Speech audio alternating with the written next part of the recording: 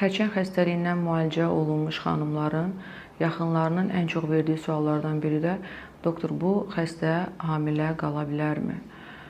Əgər xəstə onkoloji xəstəlikdən müalicə olub və tam müalicə protokolunu başa çatdırıbsa, yəni davam edən şüa müalicəsi, davam edən kimyəvi dərman müalicəsi yoxdursa, bu xəstə əlbəttə hamilə qala bilər. Lakin müalicə dövrüdürsə, müalicə dövrünü tamamladıqdan bir müddət sonra hamilə qala bilər.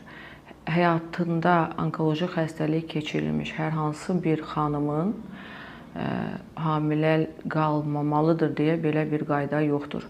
Bunlar da tam müalicə olduqdan sonra ana ola bilər və kifayət qədər də xəstələrimiz var ki, onkoloji xəstəlikdən sağaldıqdan sonra övlad sahibi olub və heç bir problemlə üzləşməyiblər.